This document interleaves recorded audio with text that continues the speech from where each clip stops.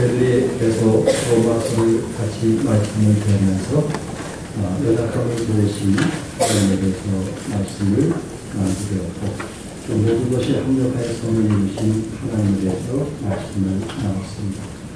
오늘은 같은 로마서 8장을 가지고 예수님의 형상을 담자라고 하는 말씀을 나누기 원합니다. 우리 가운데 아마 할아버지의 이 손주를 보신 분들이 계시는데, 여러분 할아버지 할머니가 손주들에게 가장 좋아하는 소리가 무엇일까요? 아마 그것은 손주가 할아버지를 닮았다는 것, 할아버지를 닮아서 청소를 잘한다든지, 할아버지를 닮아서 기계를 좋아한다든지, 할아버지를 닮아서 이제 뛰기를 좋아한다.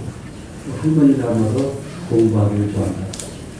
아마 할아버지, 할머니 중에 손주에게 들을 수 있는 가장 극찬의 소리가 아닌가.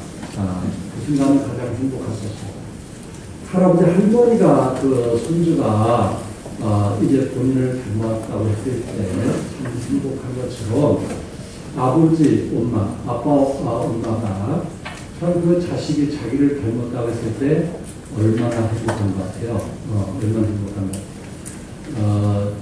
제가 어느 가정에 신방을 가는데 벌써 한 10몇 년 전 일인 것 같은데, 그 아이는 어릴 때부터 그 싱크대 밑에서 책을 읽는 걸 봤어요. 그 어릴 때인데, 그 싱크대 밑에서 엄마 옆에서 늘 책을 읽는 것을 보았습니다. 그랬을 때, 정말 엄마를 닮아서 그런가 보다 라고 얘기했을 때 그 엄마는 얼마나 행복하고 기쁘겠어요. 그런데 중요한 것은 가장 기분 나쁠 때가 뭔지 아시죠? 안 좋은 것을 닮았다고 했을 때 너는 왜 이렇게 게으르냐, 엄마 닮아서 게으른 거 아니냐 이랬을 때 그 소리는 참 듣기가 싫습니다. 그런데 남과 비교해서 여보 왜 당신은 누구보다 이렇게 게을러라 했을 때는 남편들이 참 듣기 싫은데, 특별히 자식들 얘기하면서 너는 아빠보다 참 잘생겼다 했을 때는 왠지 아빠가 기분이 좋은 거예요. 야, 너 아빠는 옛날에 못생겼는데 그래도 너는 너무 예쁘고 잘생겼구나, 그런 얘기 했을 때 그 아빠가 얼마나 기쁘겠어요. 지난 주일날 제가 식사할 때 줄을 쓰면서 한 아이를 보면서 야, 너는 엄마보다 너무 잘생겼다고. 그때 엄마가 뒤돌아서 웃더라고. 본인이 못생긴 건 알았나 봐.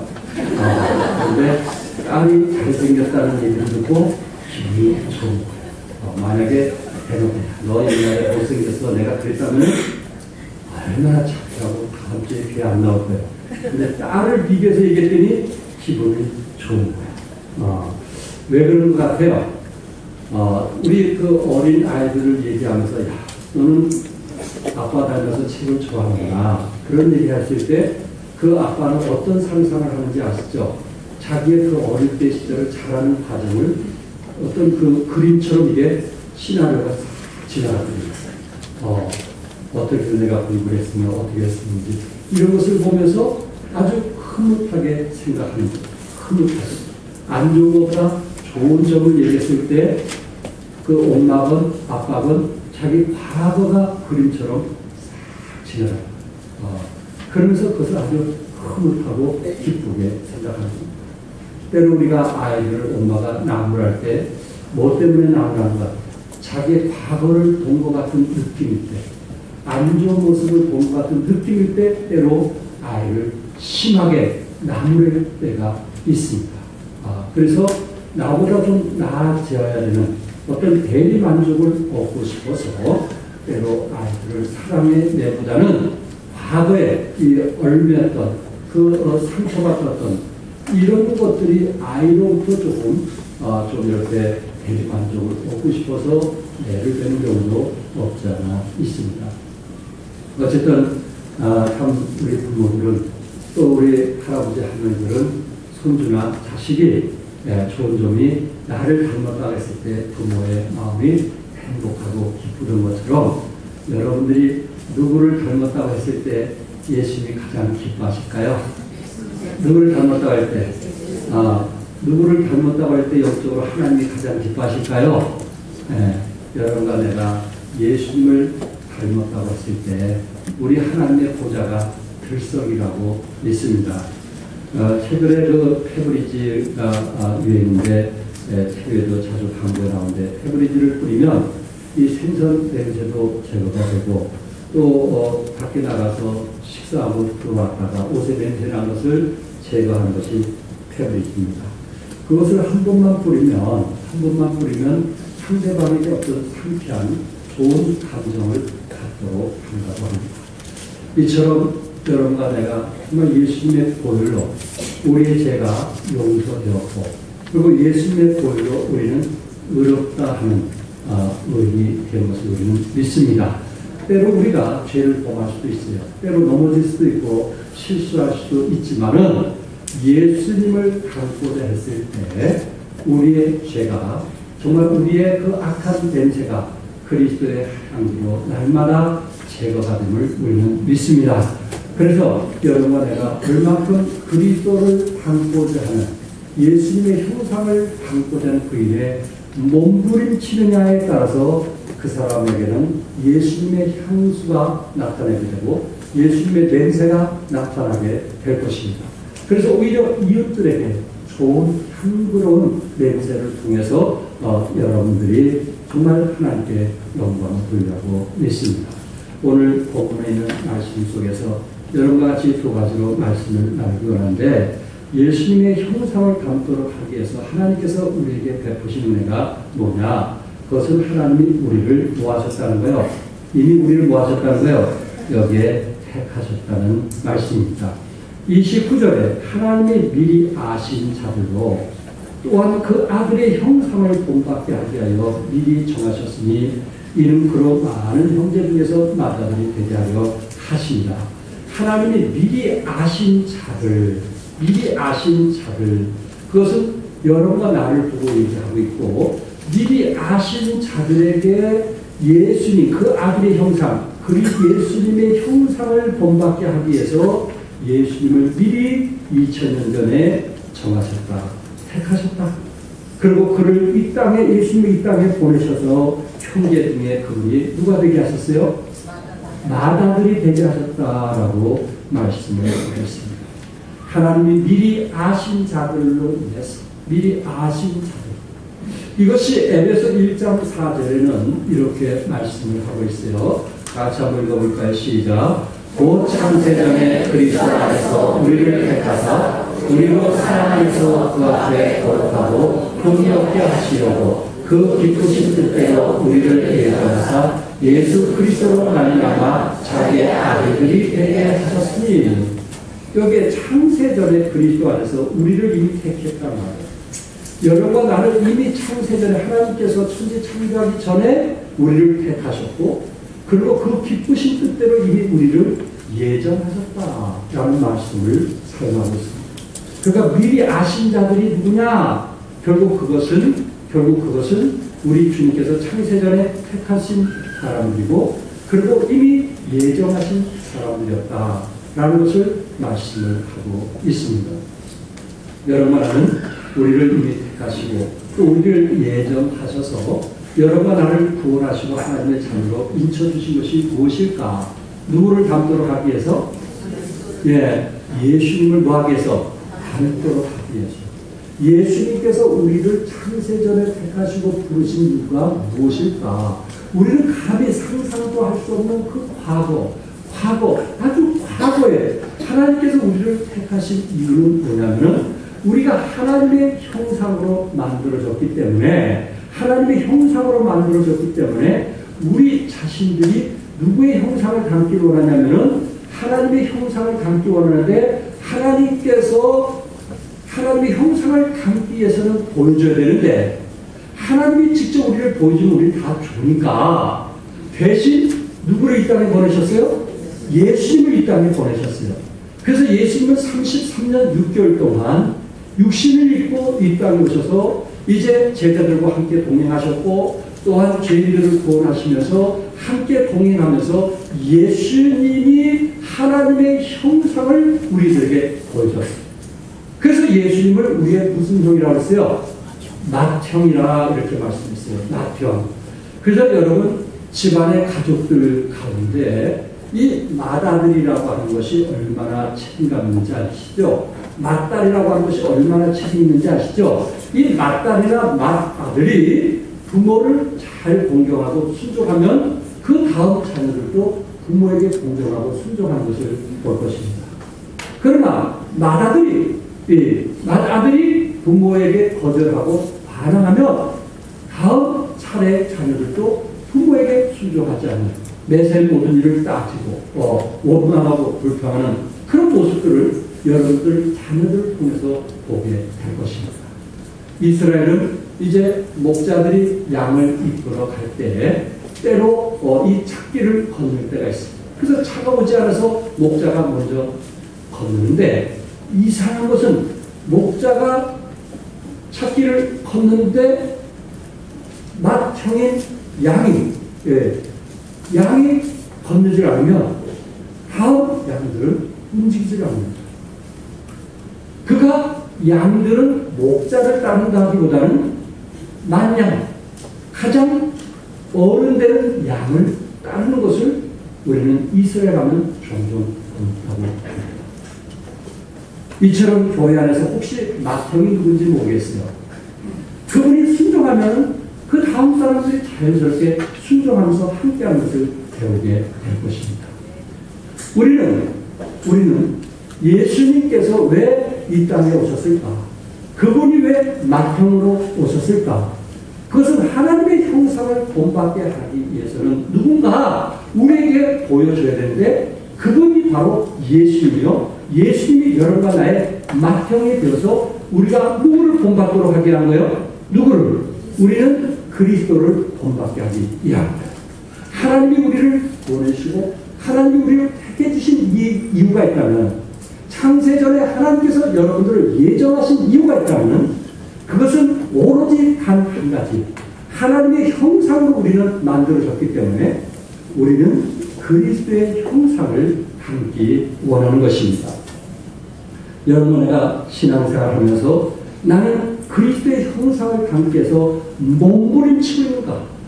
그렇지 않으면 아직도 내 고집, 내 생각, 내 뜻대로 살기 위해서 이 땅에 존재하고 있는가? 여러분들이 아직도 자신의 뜻대로 살기를 원한다면 우리는 천국에 가서 상용을 받을 수가 없을 것입니다. 천국에 가서 멸관을 얻을 수가 없을 것입니다. 그러나 예수님을 담고자 몸부림치는 속에서 여러분 그 지체 속에 그리스도의 향기가 드러난다면 바로 여러분들은 정말 우리 하나님께서 잘했다 칭찬하게 될 것입니다. 여러분과 나는 하나님부터 생명을 받았습니다. 하나님이 우리의 아버지가 되신 것입니다. 하나님은 우리의 맏형인 예수 그리스도를 담기 원하는 것입니다. 성도 여러분, 구원 받으셨습니까?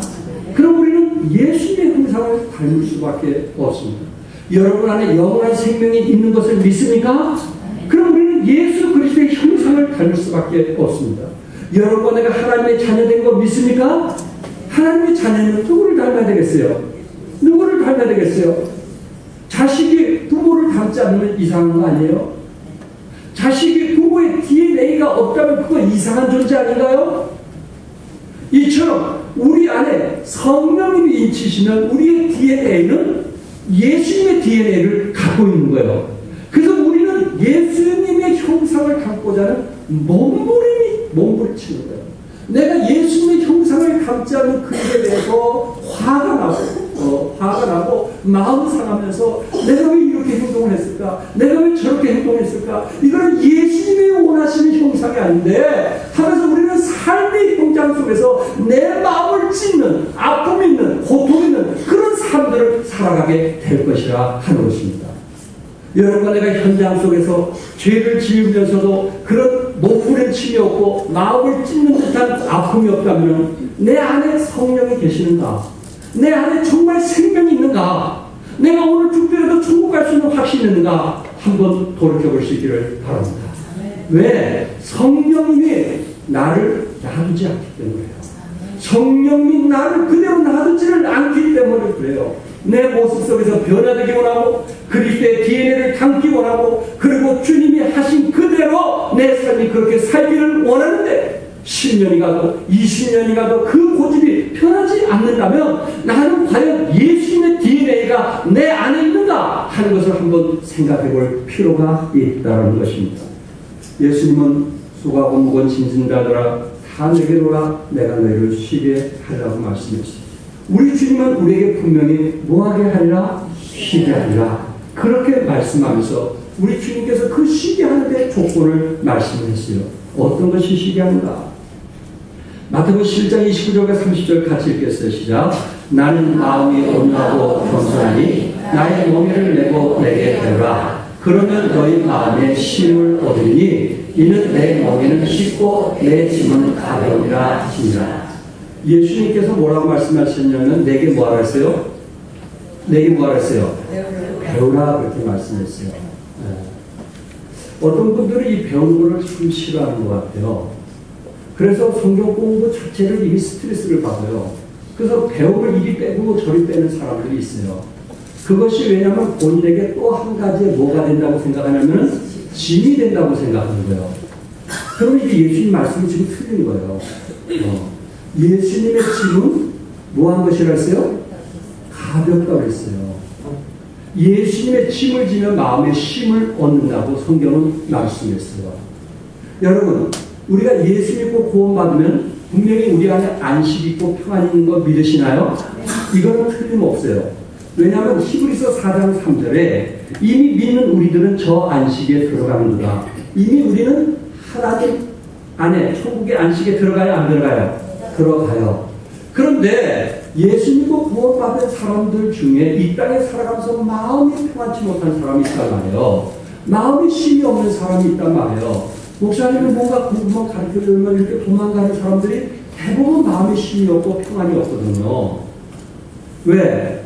예수 믿을 때 그 순간은 평안과 쉼이 있을 수 있지만은 이것을 영적으로 지속해서 우리가 살아가면서 그리스도가 이 땅에 오실 때까지 우리가 나이가 들어가시면서 우리 마음속에 안식과 평안을 얻을 수 있는 사람은 어떤 사람이냐 하면은 예수님에게 배우는 사람이란 말이에요. 배우는 사람. 말씀을 통해서 배우는 사람이 영적인 힘을 얻게 되고 영적인 평안을 얻게 되는 거예요. 그래서 여러분과 내가 말씀 배우는 것을 구역의 모임을 모이지 않는 것은 그럴 수도 있어요. 그러나 여러분의 평안과 힘은 지속할 수가 없어요. 세상은 그렇게 만만치 않아요. 여러분을 그렇게 내버려두지 않아요. 여러분들의 이기심과 질투와 미움을 계속해서 우리에게 드러내면서 살도록 하지 평안과 여러분에게 힘을 주는 그런 세상은 결코 아니라는 거예요. 그래서 우리 주님께서 말씀하고 있는 거예요. 교회 와서 배우라. 말씀을 통해서 배우라. 예수님의 겸손과 온유를 배우라. 그러면 우리 마음에 뭐가 있다는 거예요? 쉼이 있다는 말씀이에요. 여기 멍에를 씌우는데 이스라엘은 항상 농사를 짓다 보니까 짐승 2마리를 끌고 가기 위해서는 멍에를 씌워야 돼요. 그런데 여러분 양복 마칠 때 과거에 저희들이 양복을 마칠 때 살 수가 없고 그때는 대부분 맞췄어요. 그래서 가봉한 날이 언제니까 오세요. 그렇게 얘기합니다. 그럼 가봉날에 딱 가서 옷을 한번 이렇게 딱 입어보면 몸이 어떻게 돼요? 딱 맞아요. 아주 편해요. 몸이 편해요. 사 있는 것보다 맞춰 있는 것이 아주 편해요. 활동하기가 편해요. 그것을 가지고 멍에라고 하는 거예요. 소들은 멍에를 딱 쓰면 편해요. 그리고 두 소가 힘을 내서 농사를 잘 질 수가 있는 거예요. 무슨 말인지 이해되겠어요? 그래서 여러분은 내가 하나님 말씀을 배우게 되면 옷을 딱 입는 것처럼 맞춤 옷이 돼가지고 편해요. 그래가지고 내 마음속에 평안과 쉼이 있는 거예요. 옷이 맞지 않으면 거치장스럽잖아요. 걷는데도 힘들고 뭐 활동하는데도 힘들잖아요. 근데 멍에를 씌우는 것처럼 예수님에게 배우게 되면 딱 옷이 들어맞아가지고 오히려 그것이 나에게 유익을 주고 힘을 주는 거예요. 한번 생각해 보세요. 여러분과 내가 정말 지속적으로 평안을 얻는다면 오늘부터라도 성경을 가지고 목사님 저를 좀 가르쳐 주죠. 그런 태도가 필요한 거예요. 배움을 멀리하면 우리 마음의 힘과 평안이 멀어지게 되는 거예요. 말씀을 배우면 배울수록 주님을 알게 되고 그리고 예수님의 형상을 담기 때문에 우리 마음속에 힘이 있게 되는 거예요. 주님께서 뭐라고 말씀했어요? 수고하고 무거운 짐진 자들아 다 내게로 오라고 말씀하면서 주님께서는 그 말씀하면서 내게 와라 배우라 라는 말씀을 했어요. 그리스도 안에서 온유와 겸손을 배워가는 여러분과 내가 되기를 바랍니다. 물론 그것을 거부할 수도 있어요. 바쁘니까. 거부할 수도 있어요. 피곤하니까. 거부할 수도 있어요. 배움 자체가 오히려 스트레스니까. 그러나 하나님의 말씀의 배움은 우리에게 스트레스를 주는 게 아니고 오히려 힘과 평안을 주신다는 사실을 믿으시기 바랍니다. 재밌어요. 너무너무 재밌어요. 내 자신이 성장되어져 가는 것을 보고 너무너무 기뻐하는 거예요. 기뻐하는 거예요. 유명한 작가 톨스토이가 아마 그가 15살 때까지는 그래도 교회 생활을 했던 것 같아요. 신앙생활을 했던 것 같아요. 그런데 그가 이 소년 시절에 어떤 친구가 얘기하길, 야, 너 교회 다녀서 뭐하냐? 너 교회 다녀봤자 놀러도 못 다니고 마실 것도 못 마시고 휴지하는 것이 얼마나 많냐? 그가 신앙이라고 하는 것은 네 자유를 얼매는 거야. 네 자유를 속박하는 거야. 그러니까 교회는 늙어서 이제 거의 죽을 때 교회 가는 거지 젊었을 때는 교회 다니면 안 돼. 너는 너무 얼매는 게 많아. 너 다니고 싶은 노래방도 못 가지 않냐. 너 춤추고 싶을 때 어떻게 스트레스 받을 때 가서 한 잔 마시고 춤을 춰야 되는데 너 교회 다니면 춤도 못 춰. 그래도 다니래. 이렇게 유혹을 했다가. 그러니까 톨스토이가 그 말을 딱 들으니까 내가 좀 젊었을 때 누려야 되는데 해가지고 그 말 듣고 신앙생활을 오게 했어요. 물론 톨스토이는 작가로서 많은 글을 쓴 사람, 세계적으로 명성이 유명한 사람. 그런데 그가 55살에 되었을 때 마음이 너무 공고하고 안식이 없고 힘들게 되었습니다. 결국은 그가 돌아올 길은 하나님뿐이 없다는 것을 알게 되었고 그의 책에서 이런 고백을 이제 기록하게 되었습니다. 나는 55년 나의 인생 동안 최초의 15년의 소년기를 제외하고는 안식을 누리지 못하고 살아왔다. 내 나이 18살 되던 해 나의 친구가 내게 찾아와 신이 인간을 만든 것이 아니라 인간이 신을 만든 것이라고 한 말에 설득이 되어 나는 어릴 적에 그리스도를 믿는 신앙을 떠났다. 나는 종교를 포기하는 것이 자유를 얻는 길이라고 생각했다. 나에게 있어서 종교는 속박하는 것으로 생각되었기 때문이다. 그러나 이제 내 나이 55세. 나는 내가 스스로 버린 어머니 같은 신앙의 흠으로 돌아왔다. 나는 단순히 종교로 돌아온 것이 아니다. 나의 구주인 그리스도에게로 돌아온 것이다. 그 안에서 나는 처음으로 참된 안식을 발견한 것이다. 예수님 안에 돌아오니까 뭘 발견했어요? 참된 안식을 발견하게 됩니다. 나는 여러분과 그리스도 안에서 예수님의 형상을 담기를 몸부림칠 수 있기를 바랍니다. 예수님의 형상을 담기를 배고픔이 있기를 바랍니다. 그래서 세상이 흘러가는 대로 물이 흘러가는 대로 흘러가지 말고 여러처럼 정말 영유할 수 있는 자기 고향을 찾아가서 영유할 수 있는 아픔과 고통이 있다 할지라도 영유할 수 있는 그런 힘을 성령께서 주시기 때문에 성령의 도심으로 천국을 향해서 달려가는 여러분과 내가 되기를 주님의 이름으로 축복합니다. 두 번째는 하나님은 우리를 영화롭게 하셨어요. 무엇을 담도록 하기 위해서? 예수님의 형상을 담도록 하기 위해서 우리를 영화롭게 하셨어요. 결국 여러분이 나중에 영화를 보게 되면 결국 누구의 형상을 담게 되는가요? 예수 하나님의 형상을 담게 됩니다. 여러분 나를 영화롭게 하기 위해서 여기 30절에 보니까 또 미리 정하신 그들을 여러분 나를 정하신 그들을 하나님이 우리를 부르신 그들을 또한 무엇하게 하시고 의롭다 하시고 의롭다 하신 그들을 또한 무엇하게 하셨느니라 영원하게 하셨느니라. 하나님께서 여러분과 나를 우리 주님이 부르실 때 영원한 몸으로 들림받도록 하기 위해서 하나님이 우리를 부르시고 그리고 우리를 의롭게 하셨고 그리고 우리를 영원하게 하셨다라고 말씀을 했어요. 이거는 누가 하시는 일이에요? 누가 하시는 일? 내가 할 수 있을까요? 내가 스스로 내가 하나님의 자녀로 나를 부를 수 있을까요? 여러분 내 스스로 나를 의롭게 할 수 있을까요? 내 몸이 내 스스로 영원한 몸으로 변화돼서 천국에 갈 수 있을까요? 천만에 그것을 누구만이 할 수 있는 일이에요? 하나님만 할 수 있는 거예요.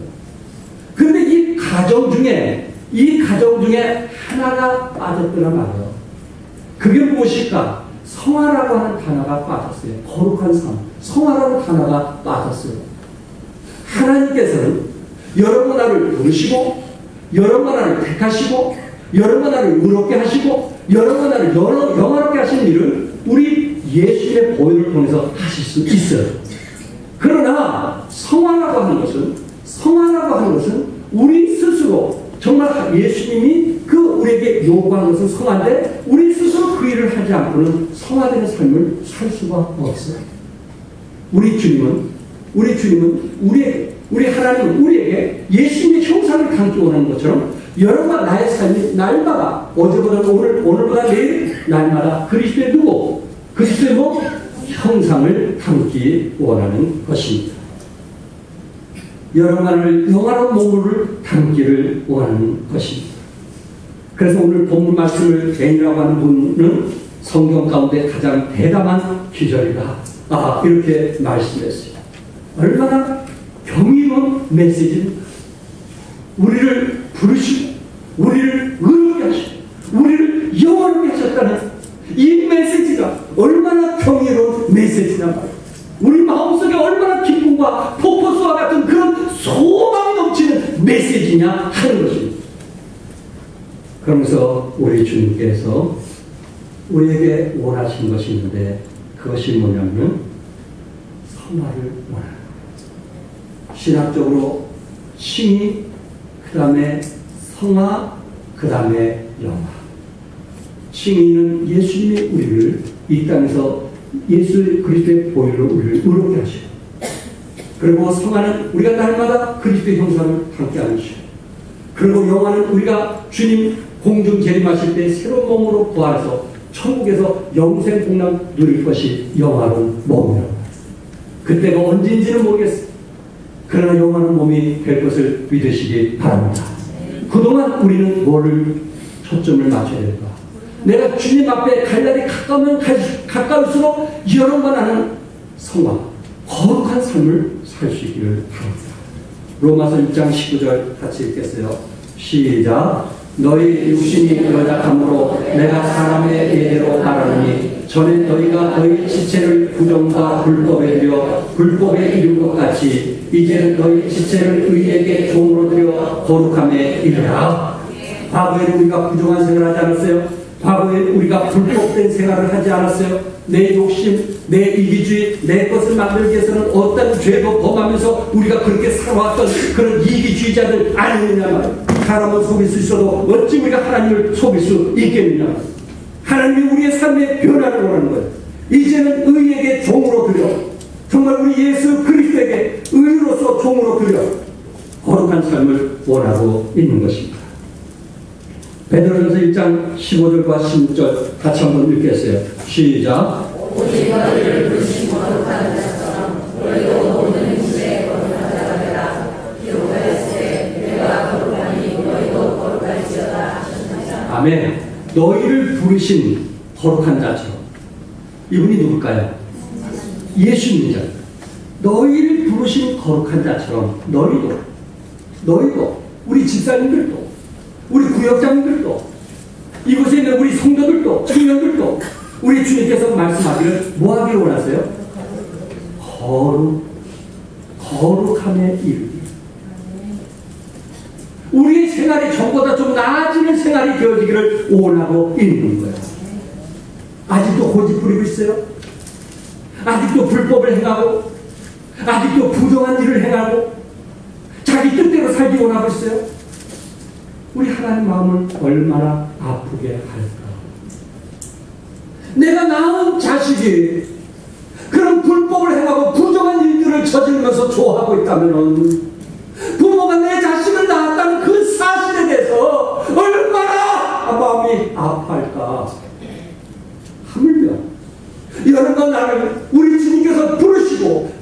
하시고 의롭게 하시고 영원롭게 하시는 우리 하나님이 나를 그리스도의 형상을 감도록 부르셨건만 택하셨건만 의롭게 하셨건만 아직도 내가 거룩한 삶을 살지 않냐고 세상의 죄에 빠져서 말씀에 어떤 자신을 변화시키기보다는 성경 공부에 자신을 성장시키기보다는 세상과 어울리는 데 시간을 더 투자하고 있다면 과연 우리 하나님이 기뻐하실까? 그렇다면 여러분과 내가 변화를 위해서 성장을 위해서 때로 하나님께서 그런 고집 부리는 사람들에게 몇 가지를 통해서 우리에게 변화를 요구하고 있습니다. 첫째는 성령의 도움을 통해서 예수님을 함께 해주는데 이 성령의 도움을 통해서 사람들에게 예수님을 함께 해주는데 예수님께서 성령을 통해서 도와주시되 그 변화를 위해서 도구로 사용하시는데 첫째는 고난을 사용하세요. 뭘 사용하신다고요? 고난. 사람이 고난을 받으면요 사람이 빚어지고 그리고 사람이 변화가 일어납니다. 물론 어떤 사람은 고난을 받아도 그 성향이 변하지 않는 사람도 있지만 그러나 하나님께서 때로 우리에게 고난을 주셔서 변화를 주는데 로마서 5장 3절과 4절에 우리가 환난 중에도 즐거워하나니 이는 환난은 인내를 인내는 연단은 소망을 이룬 줄 압니다. 여기 인내는 뭘 하고요? 연단은 뭘 이뤄요? 소망. 이것을 표절 새 번역에 찾아보니까 우리가 환난은 인내를 낳고 인내는 품격을 낳고 품격은 희망을 갖는 줄 알고 있기 때문이다. 이렇게 표현했어요. 여기 우리가 인내는 품격. 다시 말해서 환난은 품격. 환난은 우리의 인격의 변화가 일어나게 된다라는 것입니다. 그렇구나. 하나님께서 우리에게 고난을 주신 것은 때때로 우리에게 인격의 변화를 주기 위한 것이구나. 그 일을 누가 도와주신다고요? 성령님이 도와주십니다. 두 번째는 시험이라는 거예요. 시험. 요백의 시험이 왔고 다윗에게 사울을 통해서 시험이 왔고 요셉에게 형제들을 통해서 시험이 왔는데 그 시험은 우리를 세우기 위한 것이지 무너뜨리기 위한 것이 아닙니다. 그래서 때때로 우리가 변화되지 않을 때 하나님은 우리에게 뭘 하시냐면 시험을 하십니다. 예수님도 하나님으로부터 시험을 받은 결과 예수님이 뭘 배운지 아세요? 순종을 배웠다고 했어요. 히브리서 5장 7절과 8절에 같이 읽어볼까요? 시작. 그는 육체에 계실 때 자기를 죽음에서 능히 구원하신 이에게 심한 통곡과 눈물로 감사와 소원을 올렸고 그의 경외하심을 인하여 부르심을 얻으니라. 그가 아들이시라도 받으신 고난으로 순종함을 배워서 그가 무엇이라도 아들이시라도 받으신 고난으로 뭘 배웠다 했어요? 순종함을 배웠다. 예수님의 정말 그 통곡과 눈물과 간구로 거기서 배운 것이 있는데 하나님께 뭐 하는 것을? 순종하는 것을 배웠습니다. 여러분 혹시 시험이 있습니까? 여러분이 당하는 어려움이 있습니까? 왜 나에게 이런 어려움이 오는가? 한번 퀘션 마크를 해보지 않겠어요? 왜 나에게 이런 고통을 주셨는가? 퀘션 마크. 이것이 하나님 나를 성장하게 하고 나를 변화시키게 하고 나를 더욱더 성숙되게 하는 것이라면 성령께 의지하십시오. 여러분 삶이 놀랍게 변화가 될 것입니다. 세 번째로는 대인 관계에서 쓴뿌리를 사용하십니다. 여러분 용서를 배울 수 있는 것은 누가 나를 미워할 때 용서를 배우는 것이지 주위 사람들이 나에게 다 잘해주는데 용서를 배울 수 있어요? 없어요? 배울 수가 없어요. 그러니까 여러분 대인 관계 중에 이유 없이 나를 미워하는 사람 있잖아요. 이유 없이. 죄도 없는데 나를 미워하고 질투하는 사람 있잖아요. 하나님 주신 거 믿으시기 바랍니다. 나를 성숙하게 해서 나에게 뭘 배우도록 하기 위해서 용서를. 왜냐하면 그 부분이 내가 안 되는 거거든. 다른 건 다 되는데 이 부분이 내가 안 되니까 하나님께서 쓴뿌리가 맺힌 사람을 보내주어가지고 나에게 용서를 배우라. 요셉이 자기를 판 형제들을 용서했던 것처럼 용서를 배우게 하십니다. 중요한 것은 주님이 고난을 주었던, 주님이 우리를 시험했던, 주님께서 우리에게 쓴뿌리를 갖는 그 주의 사람을 주었던 누가 도와주신다는 거예요? 성령. 우리의 연약함을 아시고 누가 도와주신다고요? 성령. 두 번째는 하나님의 사랑을 받는 사람들은 예수님을 닮아가야 합니다. 우리 성경에 그 뜻대로 부르심을 입은 자들이 모든 것이 합력하여 뭘 이룬다 했어요? 선을 이룬다는데 그 선이라는 말은 예수 그리스도를 받는 것을 말씀을 하고 있습니다. 그러니까 하나님의 부르심을 받고 하나님의 사랑하는 사람들은 어떤 일이 일어난다면 반드시 그 결과는 선을 이루게 되어 있습니다. 누구의 형상을 담는다고요? 그리스도의 형상을 담는다. 그러니까 여러분 상황 중에 어려운 일이 있을지라도 지난주처럼 범사에 뭘 했어요? 감사를 했어요. 왜? 하나님은 무엇을 이루신 분이기 때문에? 선을 이루시는 분이기 때문에 그렇습니다. 바로 여러분에게 예수님을 닮게 하도록 합니다. 하나님은 여러분을 이미 태초전에 사랑했습니다. 누구의 형상을 담도록 하겠어? 예수님의 형상을 담도록 하겠습니다. 또한 하나님이 영화롭게 하신 것은 예수님을 닮게 하기 위한 것입니다. 30절에 그들을 또한 뭐하게 하셨느냐? 영화롭게 하셨느냐? 여러분 내가 영화롭게 하는 거 믿으시면 아멘 하세요. 예수님을 꼭 마지막 닮게 하더라고요. 그런데 결국 변화돼서 예수님을 닮게 하는데 이 땅에 살아가면서 여러분과 내가 예수님에 대해서 조금도 닮지 않았다면 겸손도 안 돼.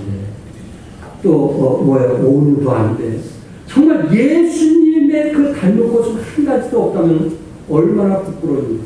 과연 예수님의 형상을 담기 위해서 하나님이 미리 아신 자들, 태초전에 미리 아신 자들을 택하시고 또 부르시고 의롭다치 하시고 그리고 여러분을 영원하게 하셨는데 여러분들이 조금도 우리 인격의 변화가 없다면 우리 성향의 변화가 없다면 과거나 다를 바가 없다면 우리 하나님이 얼마나 마음이 아프실까. 우리를 영원하게 하실 것인데 새 마포를 입혀주실 것인데 웨딩 드레스로 입혀주실 것인데 웨딩 드레스에 여러분들이 오물을 묻어둔다면 우리 하나님 얼마나 아파하실까. 성도여러분 그리스도의 형상을 닮도록 우리가 몸부림칩시다. 그리스도의 형상. 여러분 예수님께서 예배가 우선이었다면 우리 집사님들 수요일 예배 참여합시다. 수요일 예배 참여합시다. 시간을 냅시다. 발버둥 칩시다. 어떻게 예배를 서주냐. 예수님의 형상을 잡기 위해서 발버둥 칩니다. 이제 내 육신에서 사는 것이 얼마나 남았어. 내 육신에 편한 것을 산다면 얼마나 남았어. 나머지 하나님에서 사는 값진 삶이 필요하지 않겠느냐 하는 것입니다. 경희대학교의 김병묵 총장님이 되셨습니다. 김병묵 총장님이 이제 그 취임식 때 한 간증을 지금 말씀을 드리고자 합니다. 한 300여 명 학생과 교수들이 모인 자리에서 그 취임 예배 때 이분이 간증을 합니다. 그런데 원래 이분이 교회를 안 다녔는데 자기 아내가 교회를 다니면서 자꾸만 교회 다녀요. 처음에 교회 다니면서 밥도 안 주고 그러니까 교수가 속도 상하고 화가 나가지고 보란 듯이 학교에 가서 생활을 했다. 보란 듯이. 그러니까 일을 날날 한 사람은 학교에 가고 한 사람은 교회에 가고 그럼.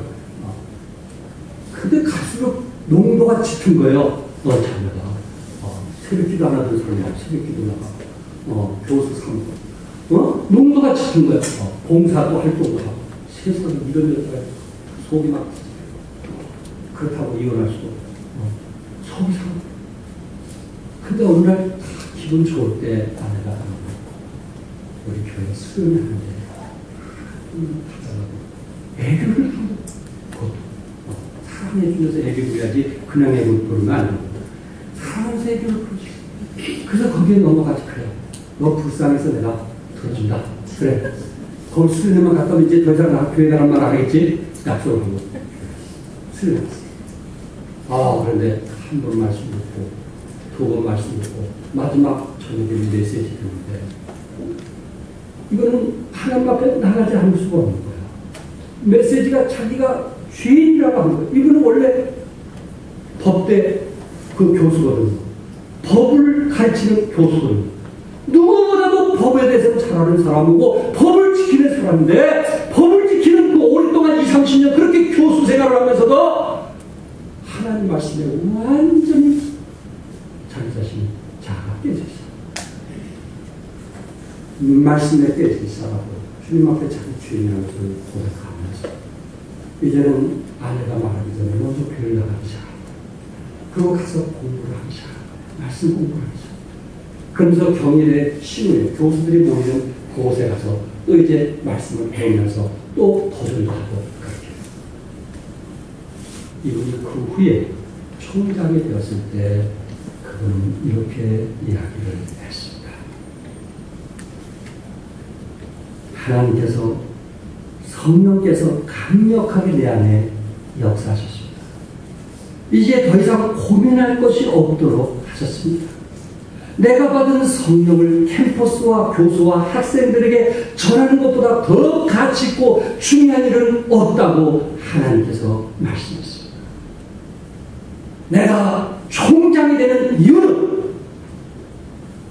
젊은이들에게 법으로 변화시키는 것이 아니고 말씀으로 변화시키기 위해서 하나님께서 나를 총장되게 하셨습니다.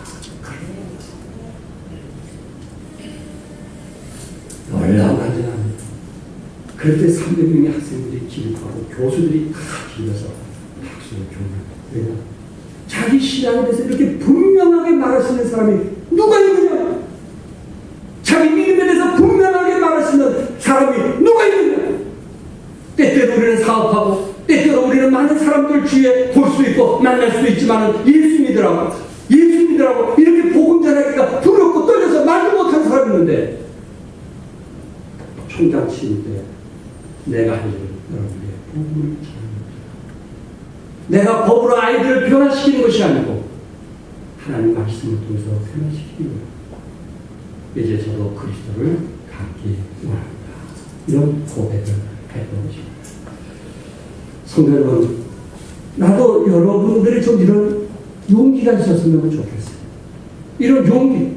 세상 살아가면서 세상에 짝해가지고 잠깐만 넘어가는 것이 아니고 내가 예수 믿는 사람, 내가 구원받은 사람, 내가 예수의 형상을 닮아야지. 여러분과 어울려서는 안 됩니다.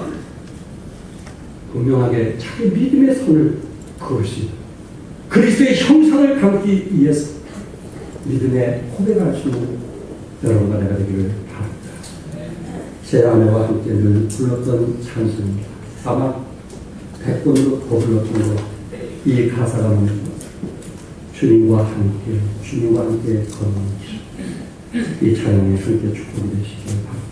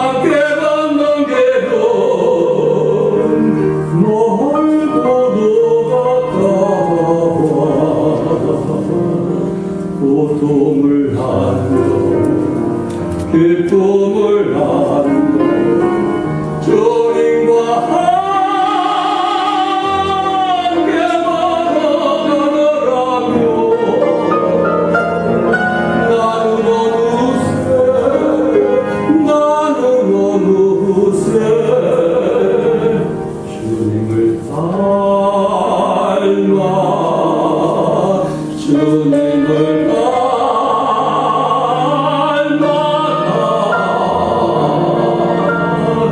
주님을 닮아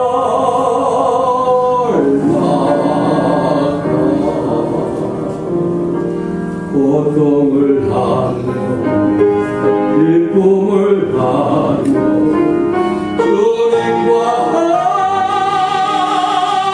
함께 걸어가더라며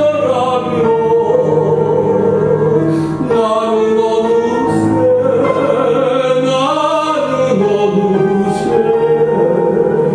주님을 닮아 주님을